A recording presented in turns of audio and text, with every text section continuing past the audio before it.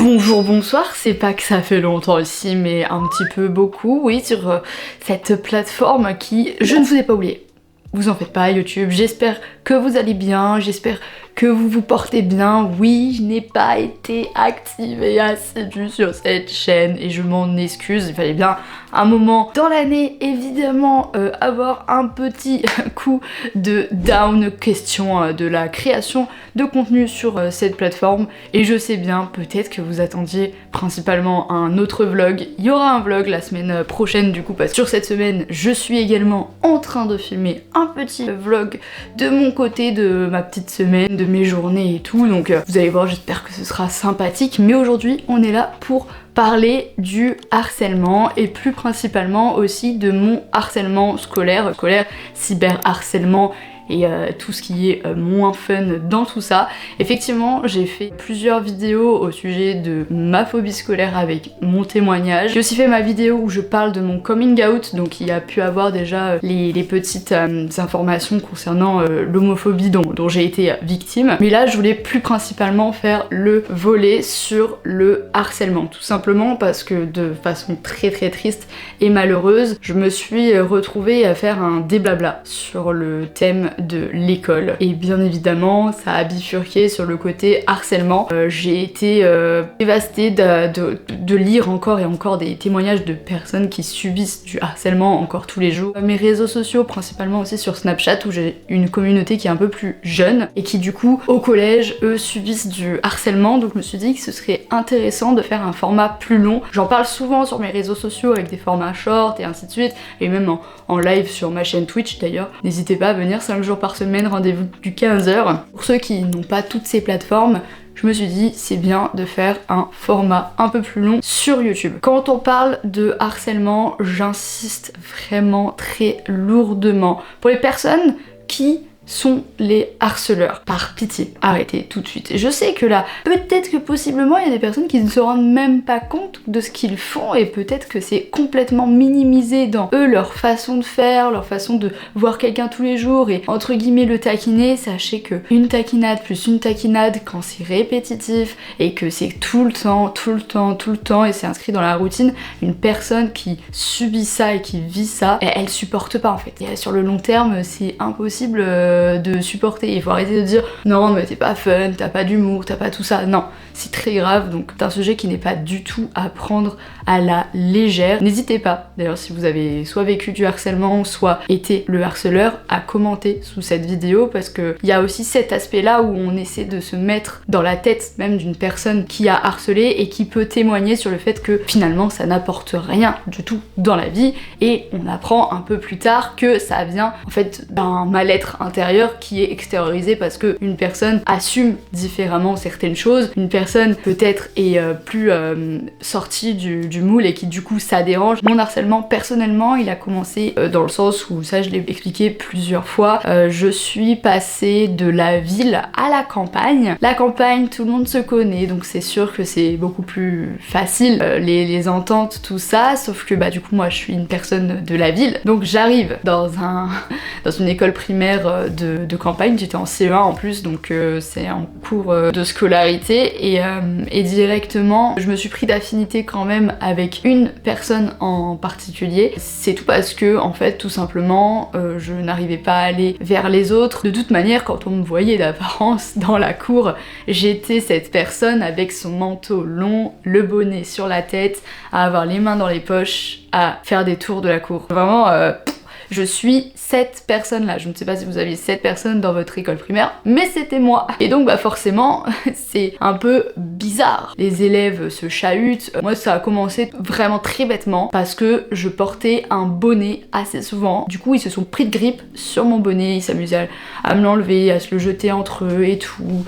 Ils le faisaient tomber, il tombait dans la gadoue et tout. Genre j'étais arrivé à un moment où même je voulais pas du tout le mettre. On se rend compte que finalement c'est on peut se dire c'est du chahutage sage, ils chahutent les enfants, etc. Moi les professeurs, enfin les instituteurs à ce moment-là, c'est ce qu'ils disaient aussi à ma mère. Non mais c'est des enfants, ils rigolent et tout. Faut savoir que ça marque à vie ce genre de choses. Alors ce genre d'intimidation ou quoi que ce soit, c'est que je garde quand même en mémoire parce que ça a commencé comme ça. C'est pas ce qui m'a le plus traumatisé ou quoi que ce soit, mais c'est des choses qui peuvent rester et c'est complètement ok d'être sensible vis-à-vis de ça et ne dites pas du tout, on ne minimise pas du tout ce qu'on vit ou quoi que ce soit, par pitié on arrête tout ça. Comme je l'ai dit, j'étais différente par rapport aux autres, j'ai essayé de me mettre dans la masse où à un moment donné ça s'est mieux passé, mais juste avant ça ou quoi que ce soit, il y avait des histoires de oui, Audrey elle est bizarre, Audrey elle est comme ci, Audrey elle est comme ça, enfin c'est des remarques par-ci par-là. En plus de ça, il y avait ma taille qui est toute petite, toute minuscule, toute finotte comme ça là, donc c'est traité parce que j'étais trop maigre, j'étais trop petite, j'étais trop sage, j'étais trop ci, j'étais trop ça, j'étais pas assez ci, j'étais pas assez ça, et ainsi de suite. Et donc c'était assez compliqué vis-à-vis de ça.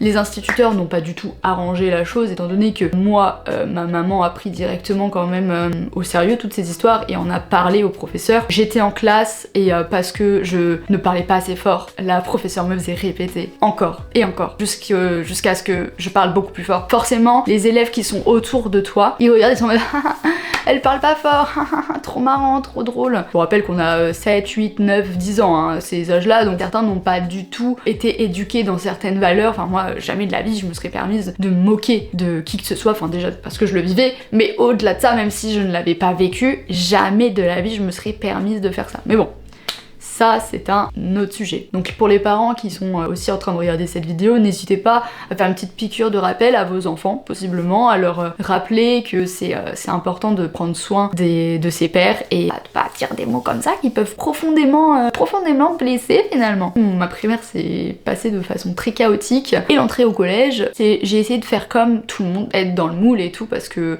c'est là que ça a commencé un peu ma phobie scolaire encore plus. Déjà en primaire il y avait des épisodes comme ça, mais donc je me suis quand même fait 2-3 pseudo copines à ce moment-là, donc c'était ok. J'étais juste un petit peu, peut-être pas 100% à l'aise, pas 100% moi, donc forcément, ça, je pense que dans un sens, ça se ressentait un petit peu. Le seul moment où, du coup, j'ai été moi-même, le moment où ces pseudo-copines, justement, m'ont tourné le dos, parce que, bah, quand il y avait une histoire, c'était ma faute, quand il y avait ça, c'était toujours ma faute. J'avais pris en défense une des personnes de notre classe, qui, justement, subissait des moqueries un peu, pas sous mon aile, mais j'allais lui parler, donc forcément, quand tu vas parler un peu à la risée de la classe, toi, bah forcément tu fais partie aussi de la risée de la classe en mode mais tu vas parler à la meuf comme ça là. Enfin, des trucs complètement débiles finalement, mais c'est des choses qui marquent à vie, parce que bah ça c'est des choses quand même qui me marqueront à vie, le fait d'aider mon prochain et qui finalement on me le reproche. Toi, à l'adolescence, j'avais l'impression que finalement pourquoi je vivais tout ça, est-ce que je le méritais finalement, est-ce que c'était vrai tout ce qu'il disait. D'autant plus quand j'ai fait mon coming out, du coup, enfin on m'a enlevé mon coming out, on m'a un peu forcé la main, une copine qui l'a crié et tout, qui avait vu sur les réseaux, machin, donc en mode oh, t'es lesbienne et tout, à la rentrée, voilà, tout le monde me regarde, tout le monde me fixe, en mode très bizarre, une lesbienne, c'est très chelou là ce qui est en train de se passer, on comprend pas, c'est la première lesbienne de l'école qui l'assume, qu'est-ce qui se passe? Et puis bah là a commencé le harcèlement plus gravissime, qui est donc l'homophobie. Là on parle quand même d'actes très graves de personnes qui me suivent quasiment jusqu'à chez moi.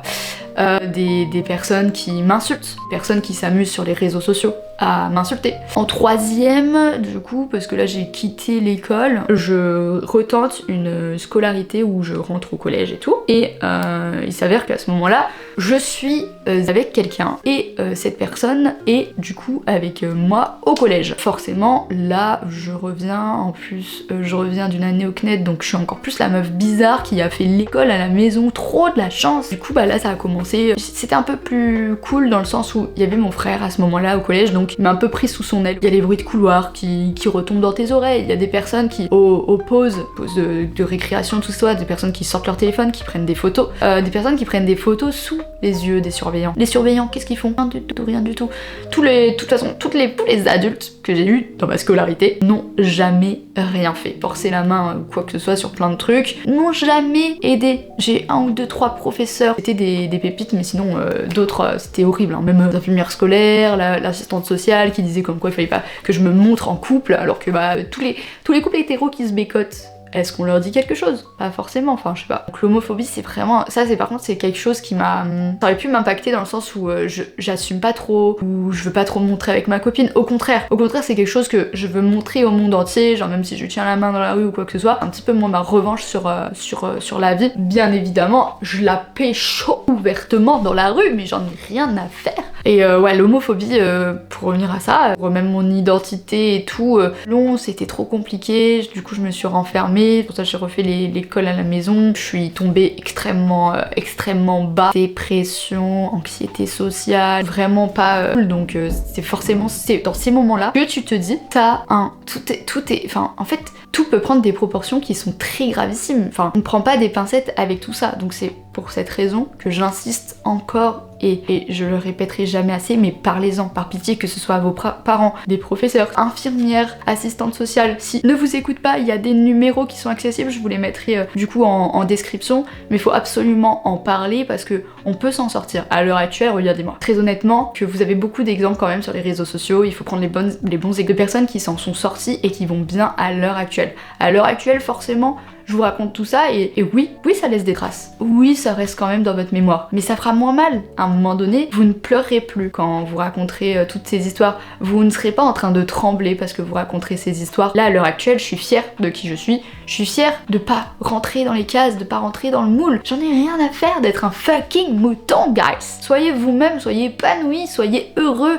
Militez pour des causes qui pour vous valent la peine. Faites les choses pour vous, souriez à la vie, mais pour vous, faites-le pour vous et faites-le pour les personnes qui vous aiment autour, parce que on se dit personne peut me comprendre, personne machin, personne bidule. Il y a des personnes qui tiennent profondément à vous et peut-être que vous ne les voyez pas. J'ai été aussi très surprise au moment où même quand j'ai arrêté la scolarité basique et tout, de personnes qui par contre étaient là pour moi et d'autres n'étaient pas du tout là pour moi. Ces petits micro détails, même si c'est compliqué, qu'on est dans l'obscurité, de voir un petit peu de lumière, mais on finit toujours par voir la lumière au bout du tunnel. Et comme on le dit aussi souvent, après la pluie vient le beau temps, et qui dit pluie et soleil dit aussi arc-en-ciel, et qui dit arc-en-ciel dit profondément de bienveillance et de couleur dans votre vie. Même si ça demande de l'accompagnement, faut pas aussi hésiter à demander de l'aide à des professionnels de la psychologie, de la santé mentale. C'est pas du tout une fatalité, vous vous faites aider, et ça c'est beau dans le processus. En tout cas, moi je vous envoie plein de douceur, plein de bienveillance, prenez soin de vous, et n'hésitez pas, en description il y aura tous les numéros